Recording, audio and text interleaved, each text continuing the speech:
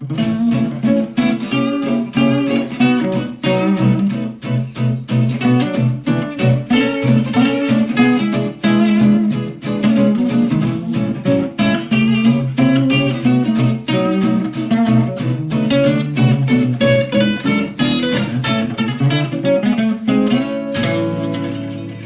today I'm talking to Bob Plimer.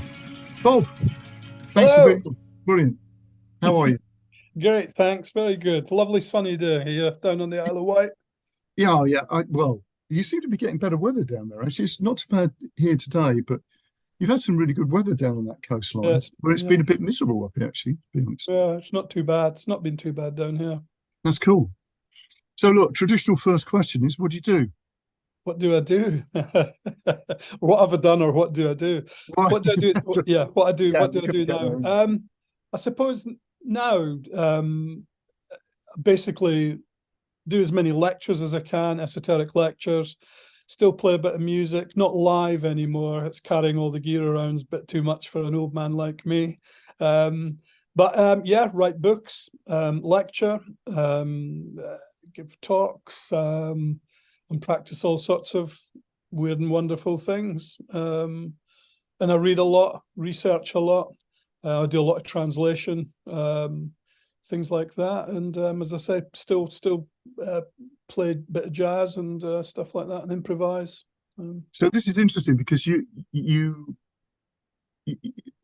academically, what do you study, classics? Yeah, I did. Yeah, studied. Okay, so there's an interesting route in this, isn't it? So to what you're interested in. I mean, were you always good as a classicist, even when you were very young? Yeah, I mean, since I was very young, yeah, I studied Latin, Greek, and then later on added things like university, added things like hieroglyphics, Hebrew, and other languages. So yeah, it's been sort of languages, but the only two things I was ever good at school, apart from a bit of rugby and football, was music and ancient history and the languages.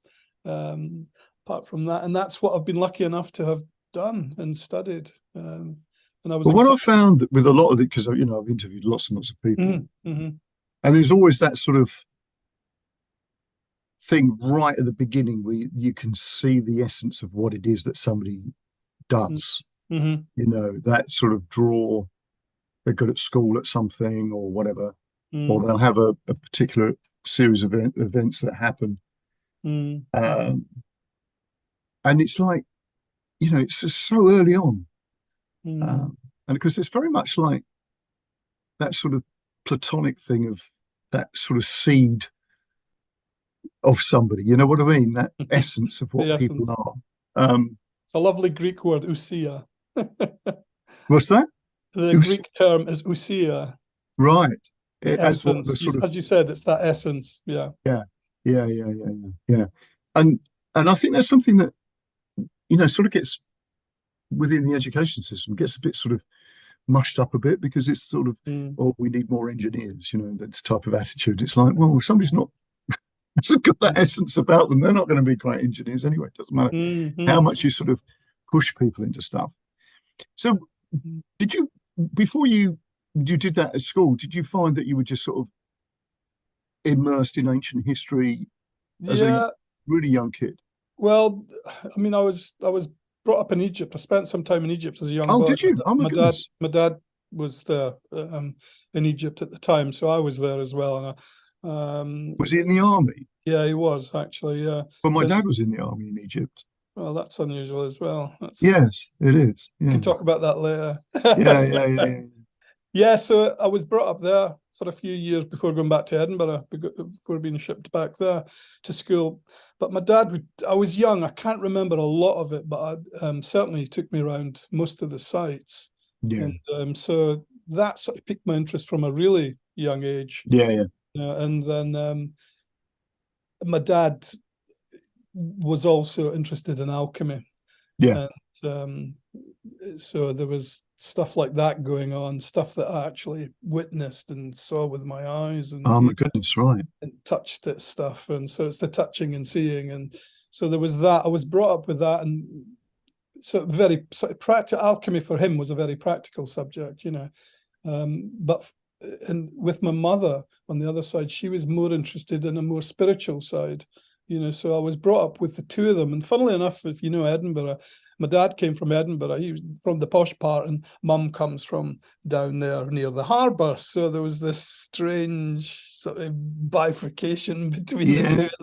And, sort of an alchemy in itself. Yeah, it was brilliant. So luckily I was brought up with that, with both sides, the practical and the more esoteric, mystical side. But definitely, as a young boy, my interests grew more and more towards the arts and languages and the ancient history, and the music was still on the go. That's something I've never stopped as well. So that was interesting, and that's probably if you're looking for that essence, that's where the essence was sort of formed in Egypt, and then coming back to Edinburgh and going to school there. I mean, I do feel lucky.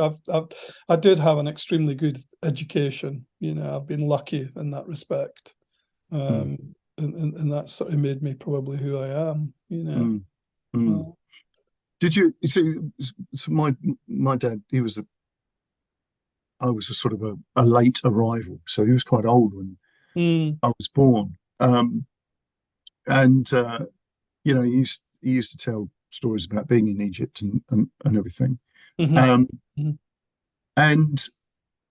he used to have a lot of maps of Egypt. And I can remember playing with these maps of the Nile, imagining, and of course now you'd look at that and you think, oh yeah, you're sort of you're on it, sort of thing, But I can remember sort of this thing of going down, the Nile in my imagination and of course there's all this sort of iconography around the side of the maps, That's going up. You're talking about going up the Nile. But in my imagination, I was, wherever I was, you're going down the Nile. Sort of going up the Nile. You're right. But yeah, that sort of thing of doing that, you sort of think, oh my goodness, that even I was like 6 or something playing games like that. I think that's a bit. But yeah, so that really sort of influenced me. But I think that adds to that sort of, like you're saying, that sort of mysteriousness about the ancient world, and definitely. I mean, because I do think you need that, don't you, if you're going to study classics? It's not just, otherwise it's just a completely dry academic thing. Sure. Yeah, no, totally, absolutely. It's I mean, I taught classics as well to students, postgrad and undergrad and school students, so I've been teaching sort of classics for a long time. And it's that classical, it is the classical education, but it's not just the languages, it's the visuals, it's the iconography, it's everything that goes along with it. It's the socioeconomic, political, it's everything. And if you've got, I always believe, one thing I used to always teach was, if you've got that overview, of the ancient world, it presents itself in such a way that studying other areas of history, it's not a problem, because you've got the fundamentals which are given to you through studying sort of classical history and more ancient history. So it's a well worth, we're selling the subject now. It's a well worth subject to get into, So you mentioned about music, playing jazz and stuff like that. So when did that sort of come in? Oh, crumbs. I mean, I was, first of all, I mean, at school, I had a really high voice, so I was singing for a really long time in various bits and pieces, operas and things like that at school, and then eventually the music teacher said, you really need to learn an instrument. Well, we had a piano, we had 2 pianos in the house in Edinburgh, and we'd moved one to Kelso when we were in the Borders in Scotland. So there was always pianos around, and Mum played piano, and I would just tinkle on it, nothing sort of serious. But it was the singing. So my music teacher at school in Edinburgh says, we really need you to get an audition for playing an instrument. And this is quite amusing, actually. So the guy came from the Edinburgh, I think it must have been maybe the Scottish Orchestra, the Edinburgh Orchestra, one of the orchestras. He came to school. I was still pretty young, about 7, 8 at the time. And then he said, you know, can you just hold this? He gave me a violin to hold. Well, I'm left-handed, so I picked it up.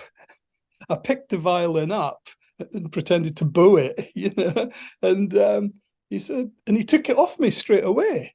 And he said, "Are you good at mathematics?" I said, "Not particularly. No, I'm not." He said, "Oh, you'll probably never be any good at music."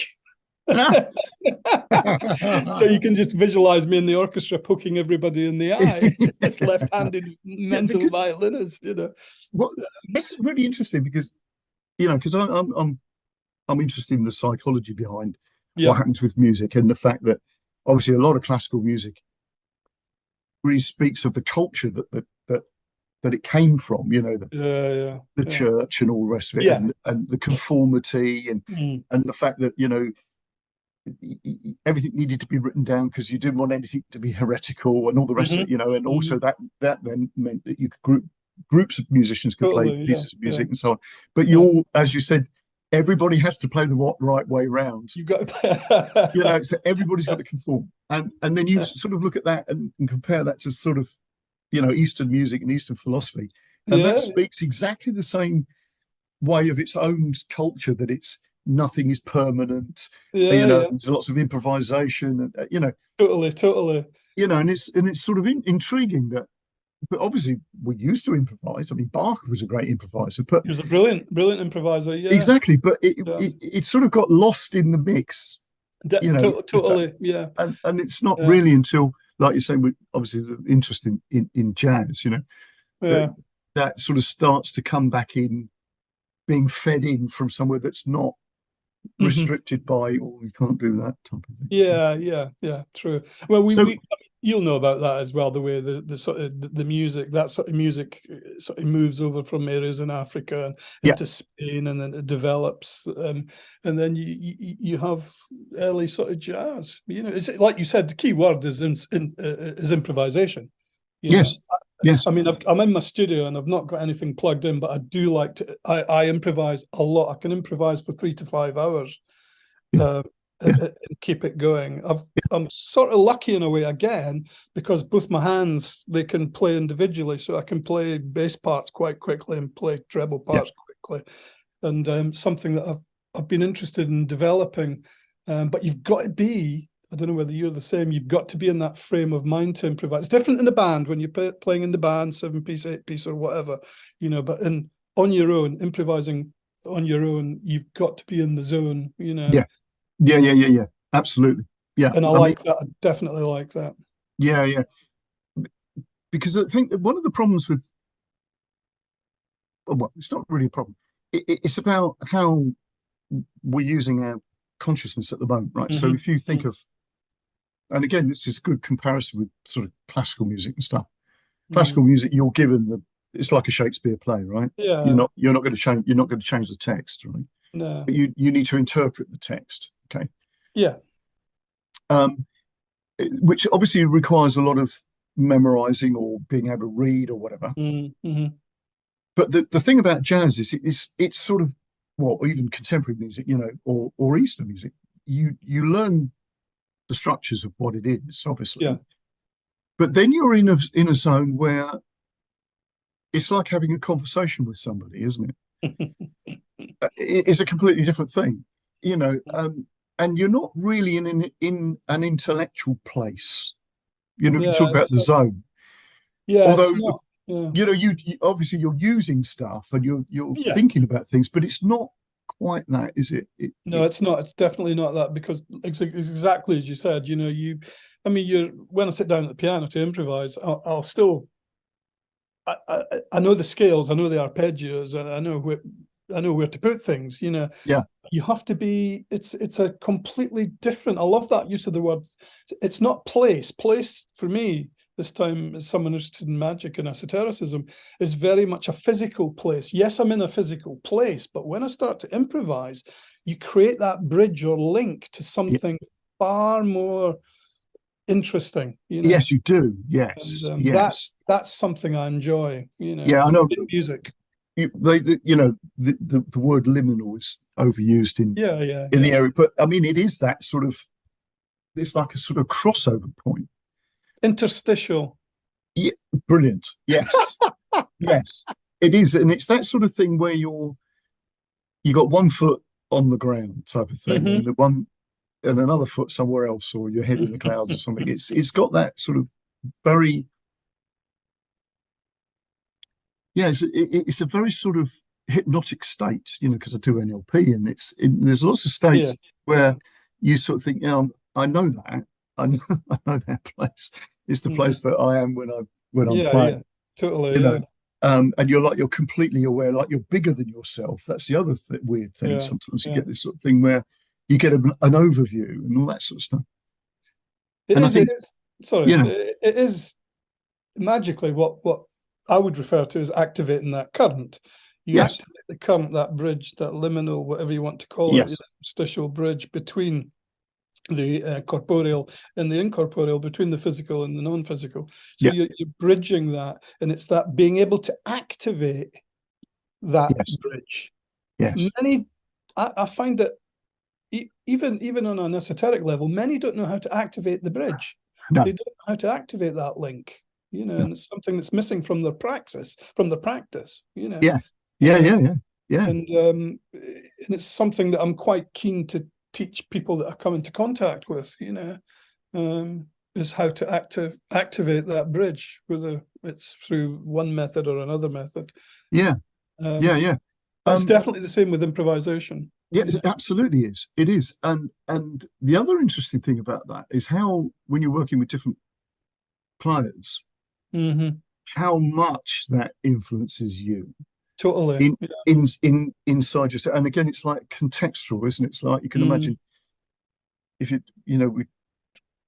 we sort of cross-reference magical practice, right? A space can influence that part of you. And that can be your place. It's a bit like that sort of Carlos Castaneda thing of your power place, that power spot thing. And it's like that musically. You can get that where if you're working with a particular bass player, it does it for you. Oh, totally, or you're working with a particular drummer. Yeah. You know what I mean? Definitely, So I think this is why I find all of this really interesting, because I don't see any difference. No. Different sort of shades, if you like, but it's not. Okay. Yeah. And I use that word advisedly, but you know what I mean. There's different sort of qualities of it, but it's a similar thing. Yeah, definitely. Yeah. I definitely think that, like you said, it's working, as you said, when you work in trios, quartets, or whatever, you have to play with the entire band, you have to play with them, and you do experience certainly in improvisation. I know most of the sets are not improvised, we're playing standards or whatever. There are large sections of that which are totally improvised, and compared to playing on one's own, exactly. In the band you're interacting and you're really picking up the vibrations, another great term, but you're picking up the vibes from the other players in the band, and you're hoping to experience something new that then pushes your level up a level. But it's like that, it's always like that. Your improvisation and solos, you're trying to reach it and it just keeps going. You never quite get there.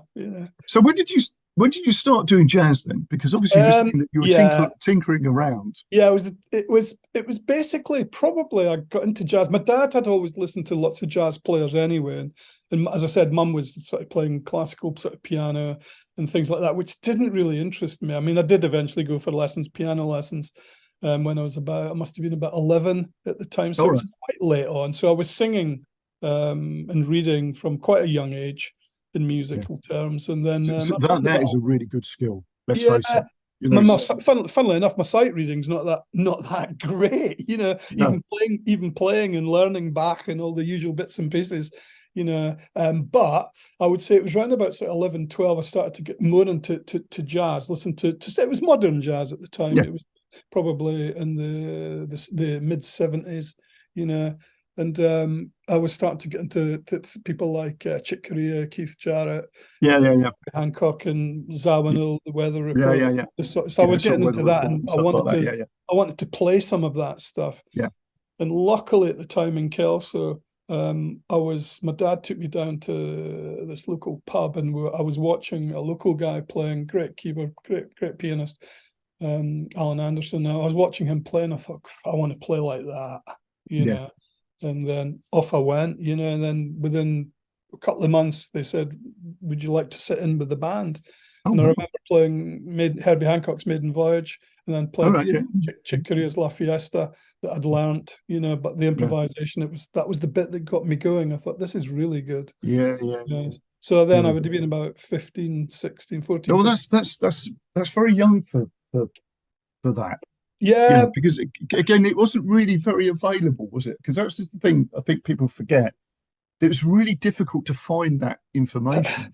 You know, you have to work it out off a record or something. I mean, you might have been you did. Like you say, you did. You worked solos out. You worked them out, and you know, I could distinguish triplets and whatever. I could distinguish the various notes that were being played, and my ear was sort of good enough. You know, I have a reasonably good ear. You know. And I could pick up the bits and pieces, and that was really it. You know, then I got into writing my own stuff and getting on with it, you know. But funnily enough, like you're saying, you know, it was the choice was whether to study music or whether to study classics at university, you know. So there was the choice, because I was never going to study maths or physics, even though I don't mind maths and physics, but there was no way I was going to study that. So eventually it was classics, you know. So where did you study classics? I studied classics at Newcastle. Right. Because I'll tell you an interesting story here that when I was 14, 15, no, but 15 maybe. One of my best friends moved from the school that I was in, or we were both in, he transferred to a grammar school. So Brian went to Gravesend. I was in Dartford, and I was already sort of playing a sort of self-taught, but I was self-taught. I wasn't having lessons, and I was very quick at being able to pick things up by just watching people and then working things off records and all the rest of it. And so Brian went to this grammar school, and I went, you know, saw him. He said, "Oh my God, there's a guy there you've got to meet. There's a guy called Nick Baker, and he is incredible." He said, "I've told him about you."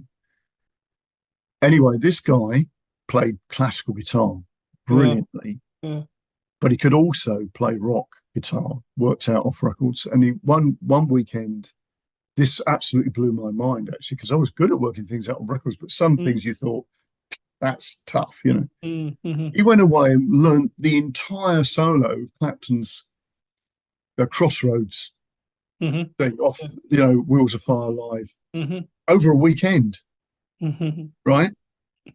Anyway, the reason I'm saying this is this guy, Nick, was a classicist, and he had a brain that was just unbelievable, right?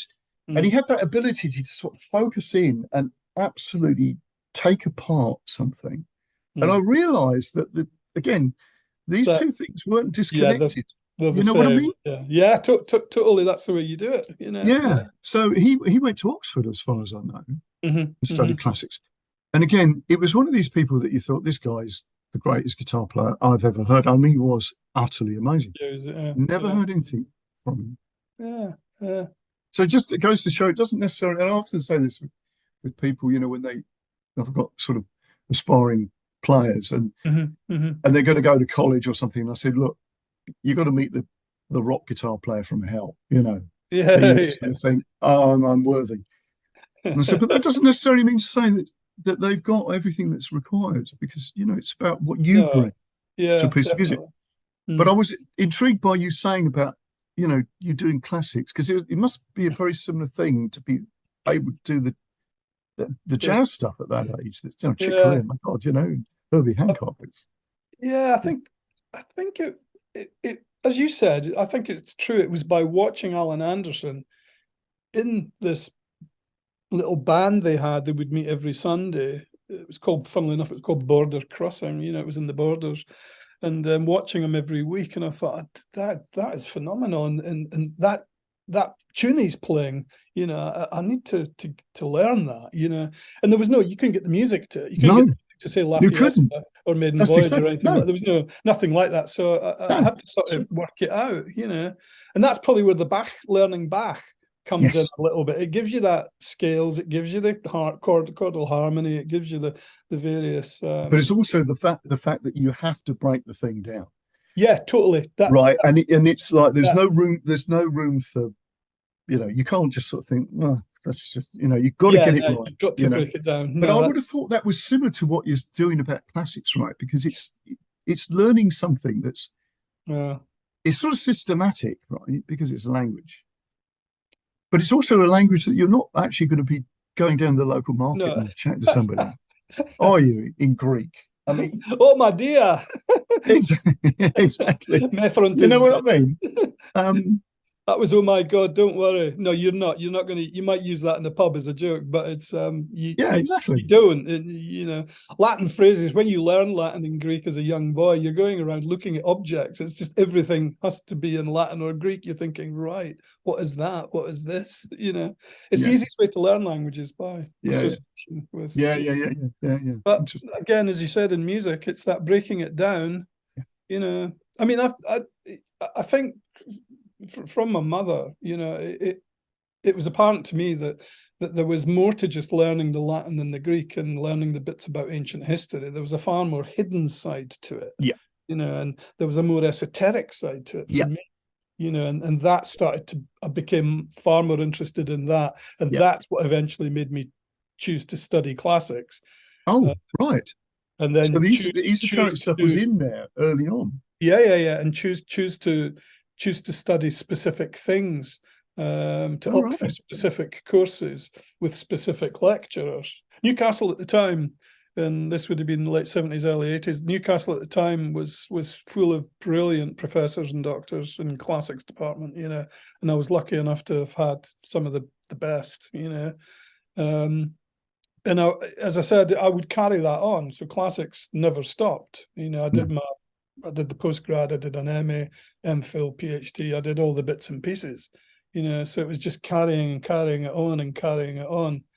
But at the same time, I was out at nights playing music and earning some money, playing, as probably yourself, rock, pop, jazz, anything that paid a bit of money, and working in the studios and all that sort of stuff. And, you know, filling my time with, you know, bring me some cash in, because classics doesn't really pay a lot unless you're.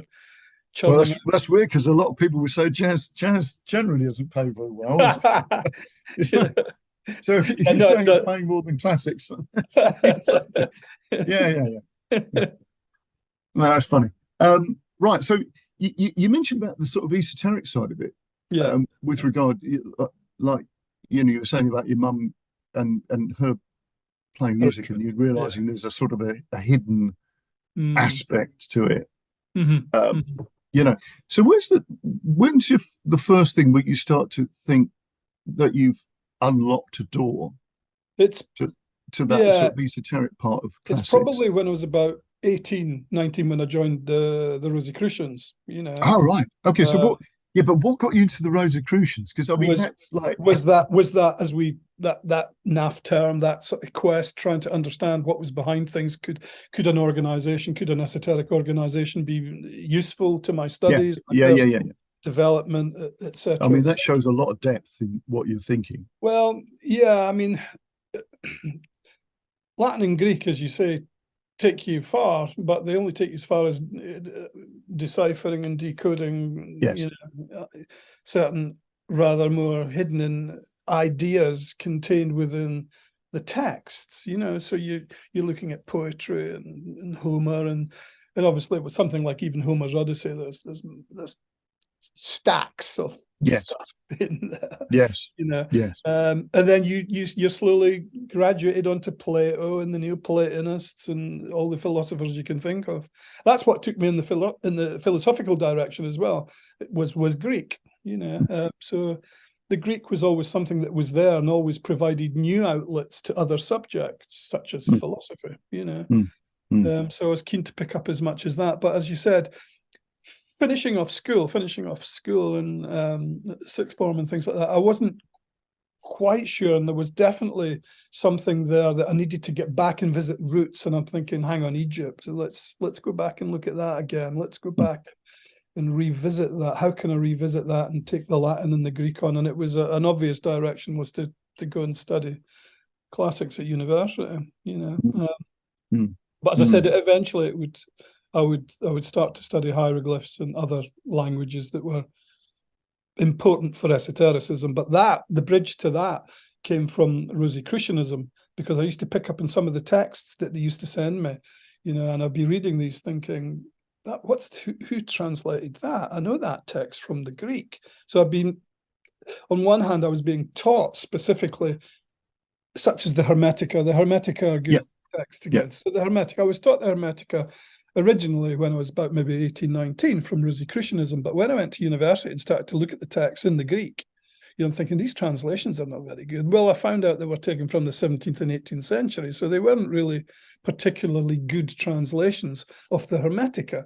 And of course, that was just one area I thought that needs re-looking at. And Neoplatonism, that needs re-looking at. Plato, no, I don't need to touch him. Some of those translations are fine, but So the interest was in translating and being able to understand on a more esoteric level the meanings behind. So you learn new terms like ontology, or question of being. So that was a new term to me as a young boy, an ontos, ontology, and also questions of your goal, your telos, and all this sort of stuff. All of that became more interesting for me, and I needed to find out more.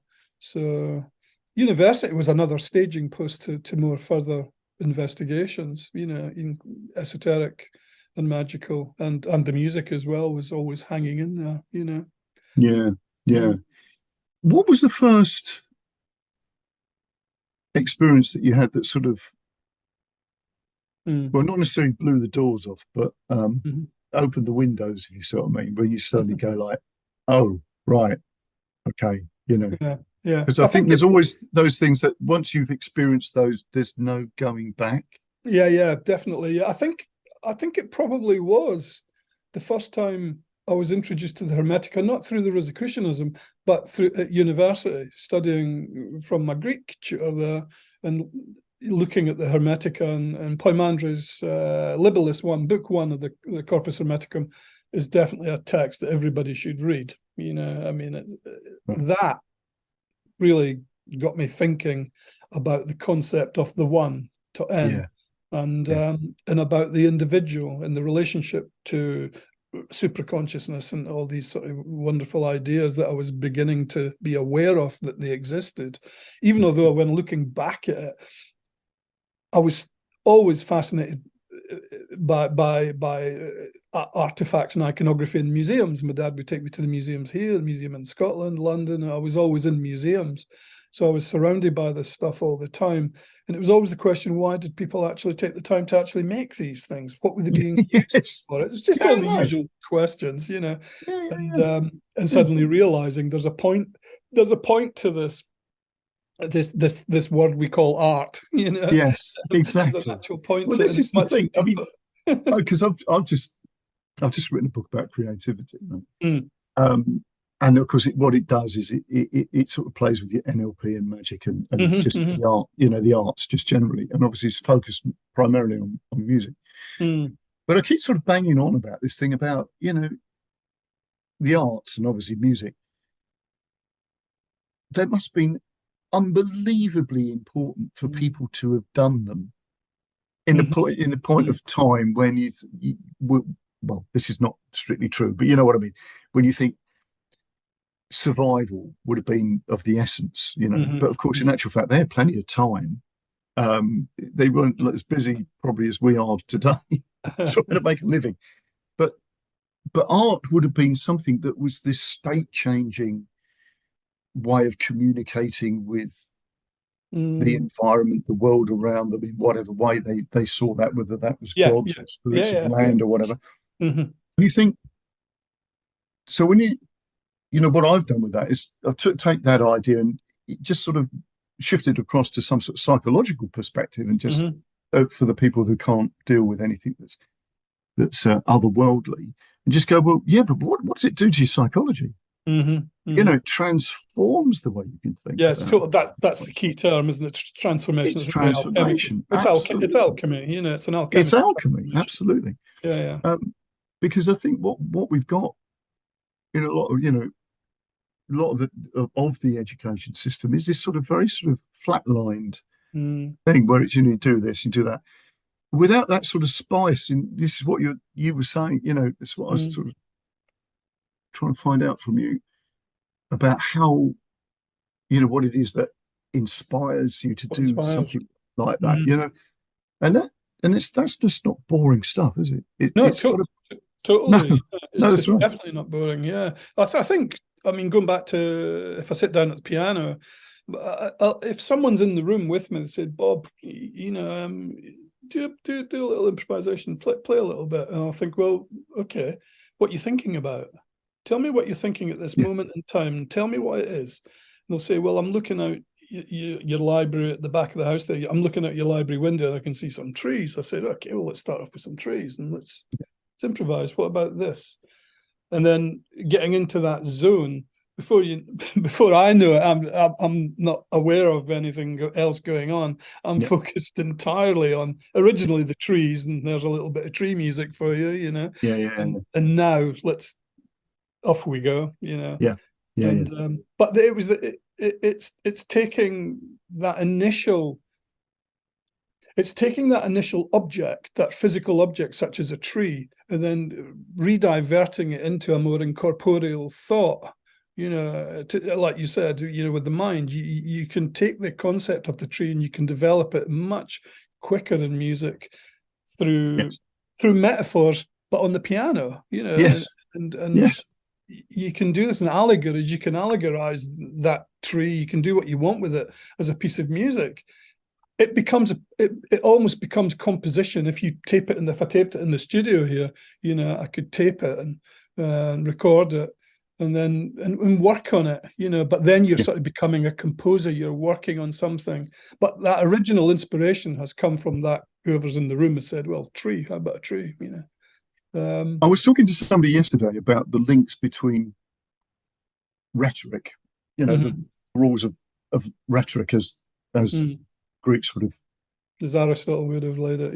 Yeah, exactly. And music, things like repetition and how you would have a line repeated and then there'd be a line in between sandwiched there, and then totally. and then patterns of how a line would be, and there'd be one word different, all this sort of thing. And if you look at that in a melody form, that's exactly how melodies work. Line, and then you repeat a line, and there might be a slight variation, and then there'd be a different line, and then back to the original line again. Yeah. And of course, that really speaks a lot about how we structure patterns in ourselves, how we are the pattern recognizer and all that sort of stuff. And of course, when you say it to people, it's actually really obvious. It is. Until it's been said, it's like it's not, It is. I mean, that's the interesting thing, isn't it? When I'm, putting together, I'll go, right, here we go. Am I repeating these lines? This fragment, how am I using this fragment here? How's it being used? I tend not to analyze that too much when I'm playing, when I'm improvising. If I've recorded it on one of the keyboards here in the studio, I might think that's an interesting little phrase I've played there. I wasn't aware of playing that at the time because I was elsewhere. I was letting my hands wander all over the place. But you're right. So you're looking for these. I suppose when it becomes more logical, like you said, it becomes a form of rhetoric, a form of syntax. As we'd use, say, in Greek or Latin or whatever. And then you learned that. To take it, to put it together, then you learn to destructure it. You're destructuring the piece of music to find the bits that you're thinking, well, that is interesting. Why or because, and then you're starting to reflect on what you've just done. But it is logical and quite simple to the musician, as you'll know, to do that. But when you're trying to explain it to someone who's maybe a non-musician or maybe doesn't have that sort of visual capacity or oral capacity to see it or hear it or whatever, they find it very difficult. So you have to put it in a language that they understand. It's the same when you teach, if you're teaching very young kids, the idea of symbols, you know, or like you said, metaphor or allegory. It's very, very difficult to get that idea across to them, you know.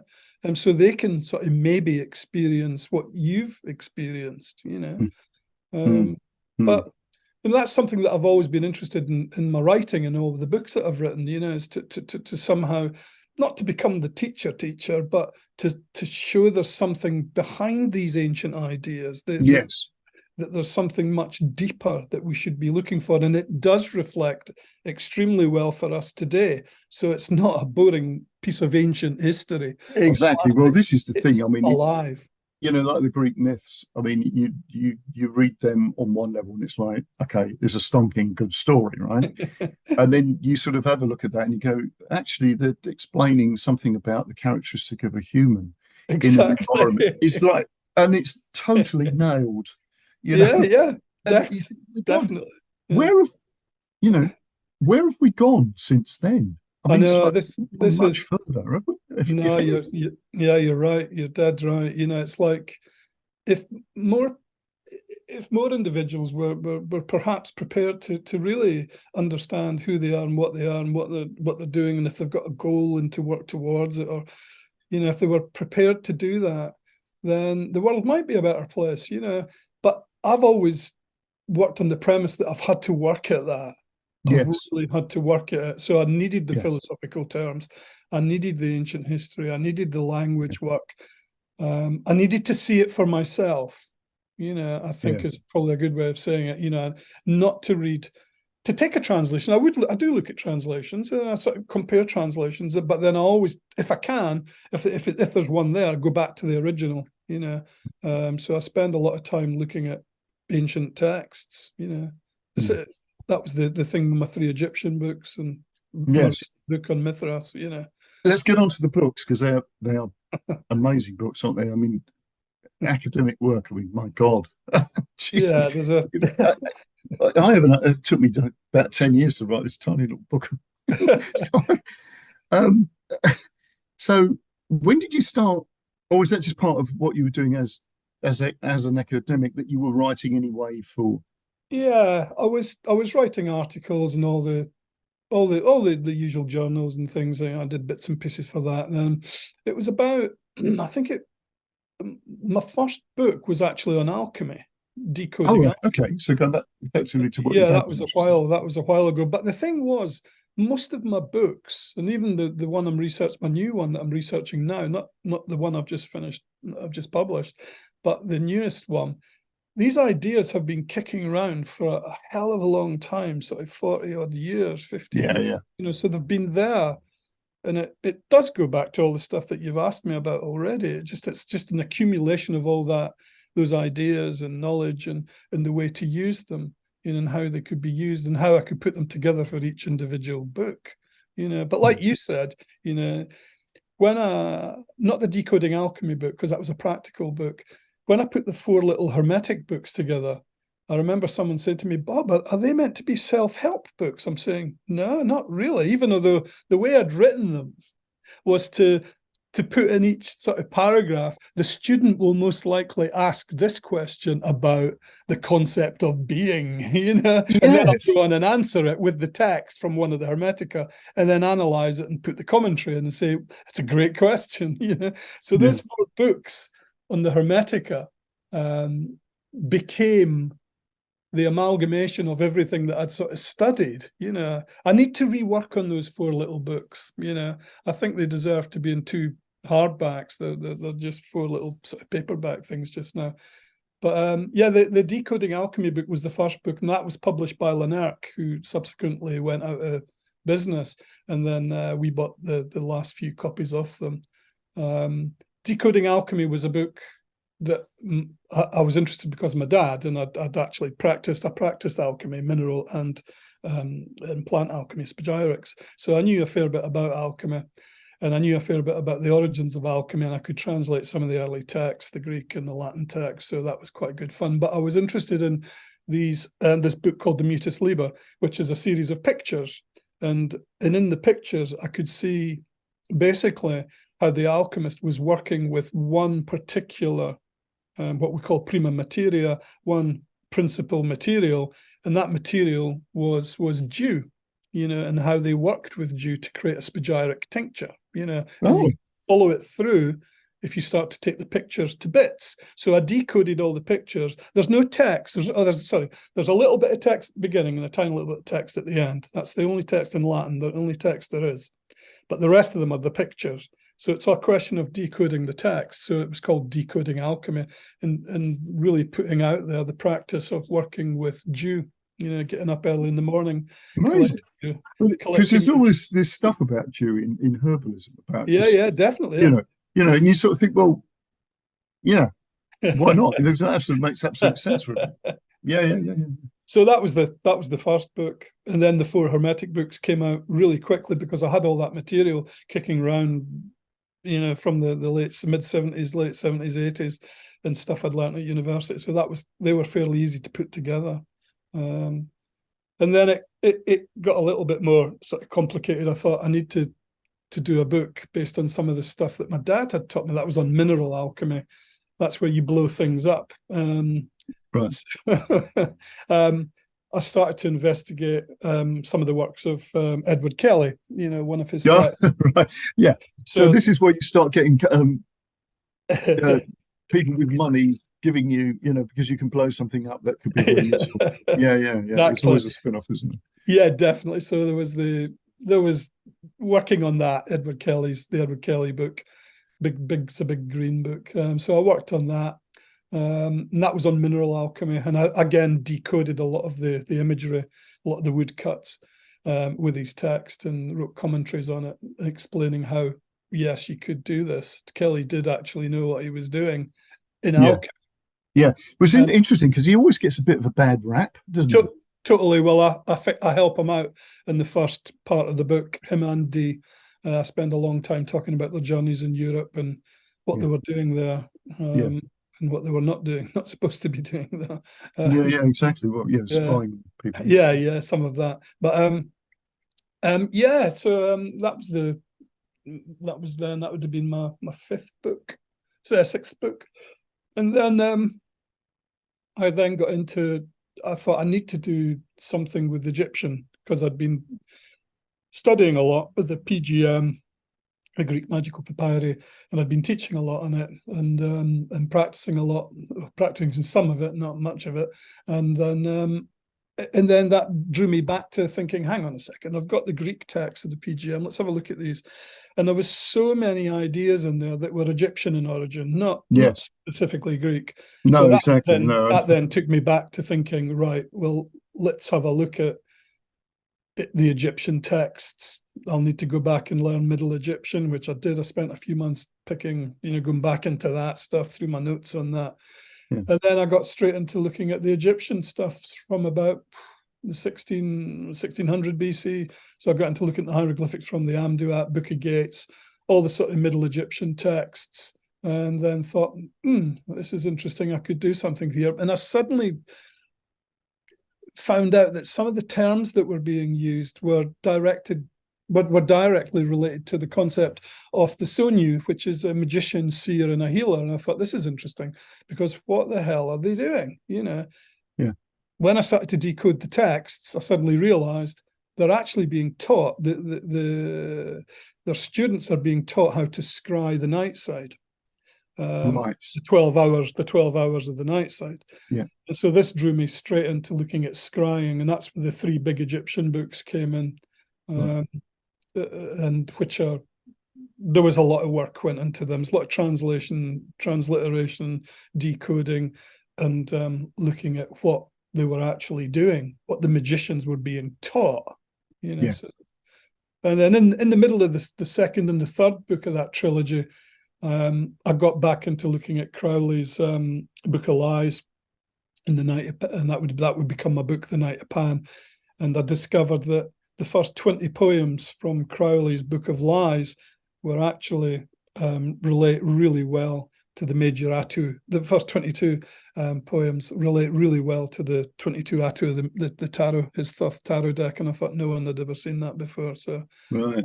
that was a little point that I pulled out and worked on. So translation, and also looked at his establishment of the AA, his organization, and then how the grade system works and how that worked in with the cards and the tree and all the usual bits and pieces that most magicians would be familiar with.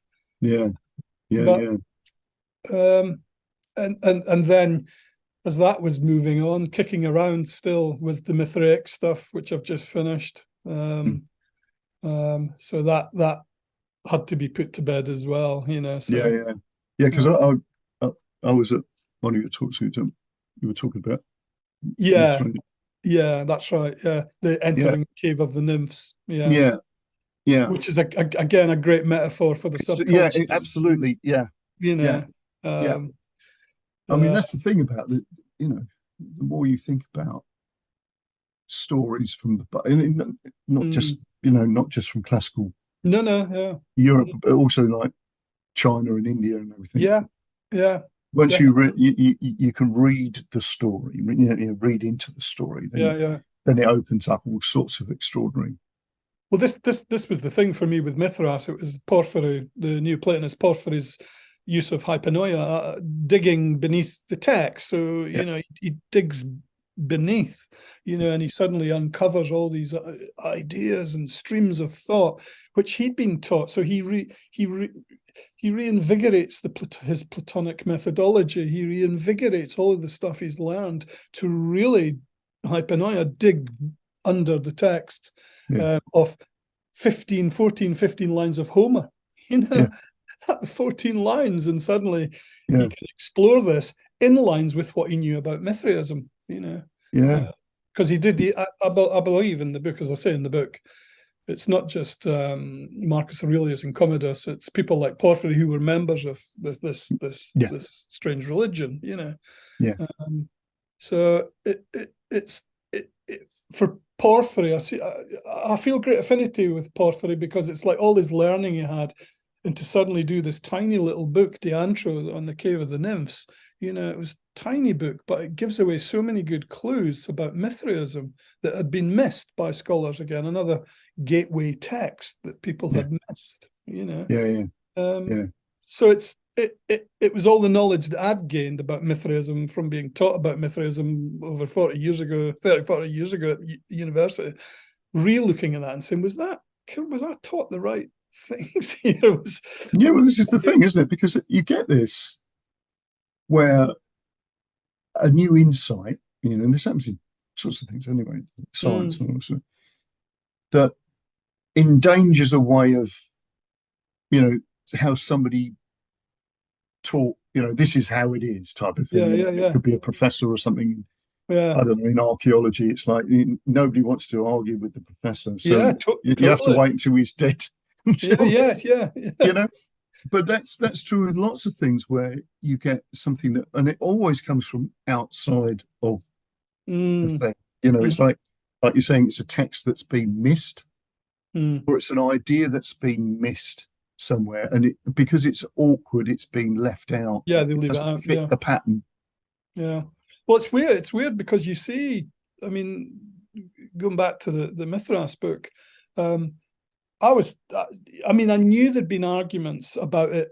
It's the origins of Mithraism coming from the East, but that was debunked, years ago, because there are no Mithraeums, there are no temples, templums, there's nothing like that beyond Syria, beyond the Roman Empire. You won't find them there. So the argument was always on Mithra, from early Sanskrit to Mithra, Persian to Mithras.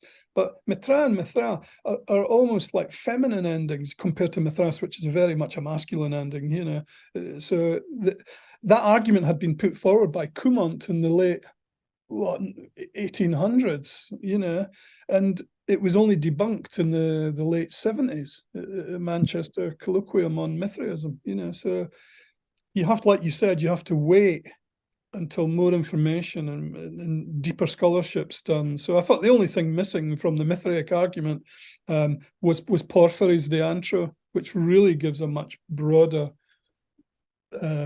safety net to studying Mithraism.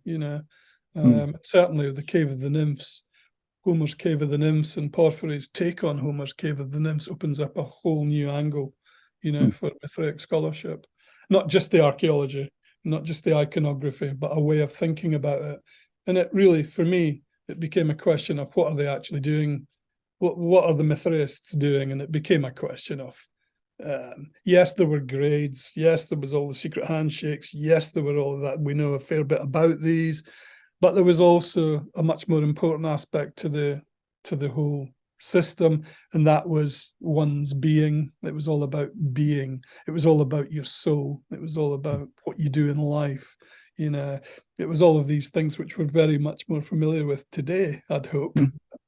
And that's what that book was all about. But the books have been a journey in them, as you probably realize in music. The books have been a journey in themselves. That's right. Because here's an interesting thing with regard to that. When you create something like that takes a long time, a book or songs, albums or whatever. And then after a period of time, you start to realize that the bit of art that you've just created or created a while ago actually starts to happen or starts to tell you other things later. That you start to you could even go back and read something that you'd written, and it's almost like it wasn't you who wrote it.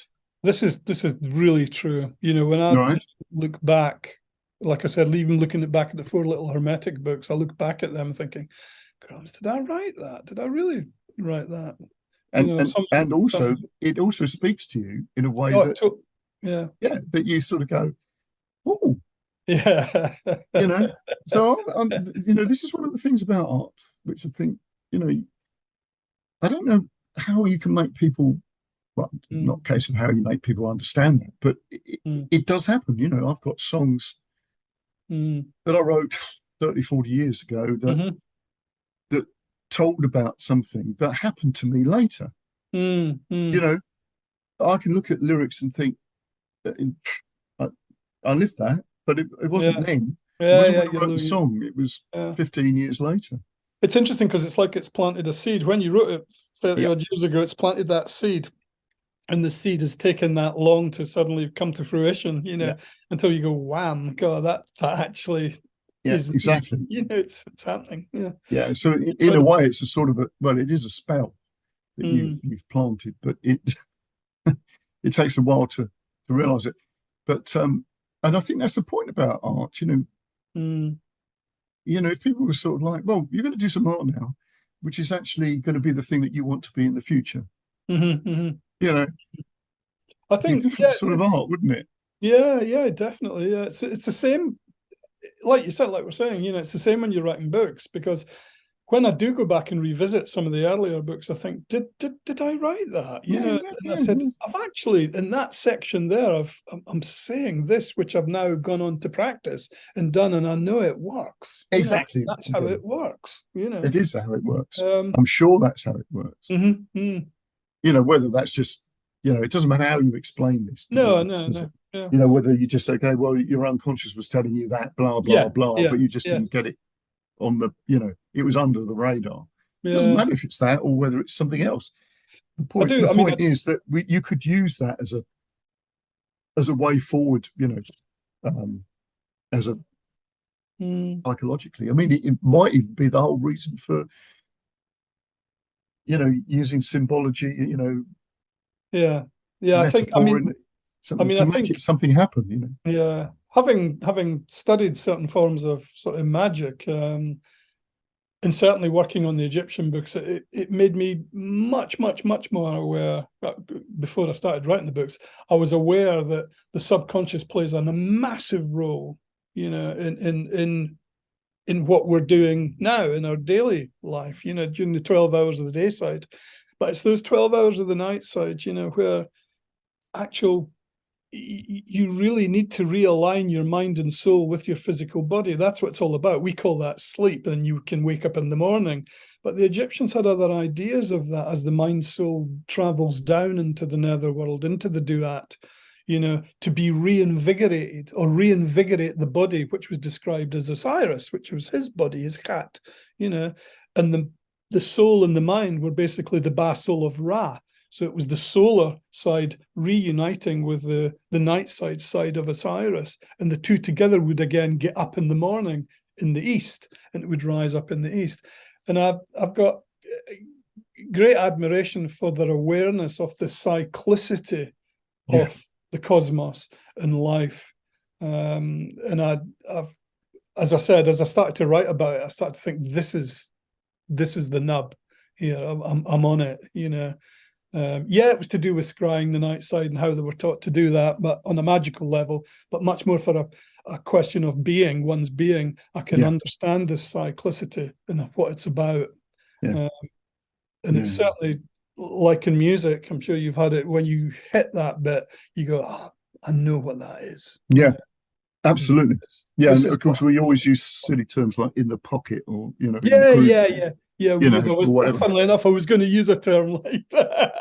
But it's right. true, because you can't really explain that, but what it is when you get there, type of thing. It's that you've got it there, you've just said it. It's that knowledge. It's that, not episteme as sort of normal knowledge of what's a hat and what's a bike, but it's gnosis. It's a sort of a higher gnosis, knowledge. It's gnosis.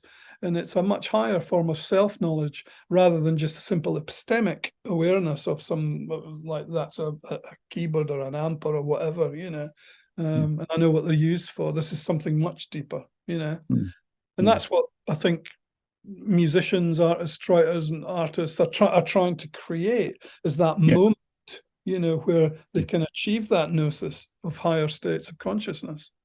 Definitely well worth pursuing, Cool. And as you said, you can see it in stuff that you've written a long time ago. You can pick those bits and work with them. But amazing. So, Bob, I'll put stuff on the show notes about your Black Lodge. Yeah, we've got. Publishing. I know you've got that, but I'll give you the new link. The new link. That's the old link. Yeah. So they should check out your books because they're amazing. Yeah, that'd be great. And so have you got any talks coming up? I've got a talk coming up next Saturday here in the courtyard. It's in the Phoenix Club. It's a thing I run once a month. Oh, okay. So I've got that coming up, and funnily enough, it's on the secrets of Mithraism. All right, okay, cool. So, because you're down in the Isle of Wight, aren't you? So yeah. I'll have to come down at some point. Yeah, and I've got other things going on. I'm doing one in Bristol for the Star Club, on looking at the Greek vowels and how to pronounce them and vocalize them and vibrate them for the PGM, the Greek Magical Papyri. So I'm doing that. Yeah, that sounds cool. I think we've got. I think it's in October, the Cardiff Occult conference coming up. I'm not quite sure what my lecture will be on there, so I've got that coming up, and I've got other bits and pieces coming up. As I said, we've just been trying to put together the new website, and then so hopefully that I'll pass you the link. Yeah, okay, that's cool. And then we can get on with that. That's brilliant. Well, thanks ever so much. It was brilliant chat. No I problem. thoroughly enjoyed it. Yeah, thank you. But hopefully we'll catch up at some point. But no problems. Cool. Don't disappear. Okay. I'll speak to you soon.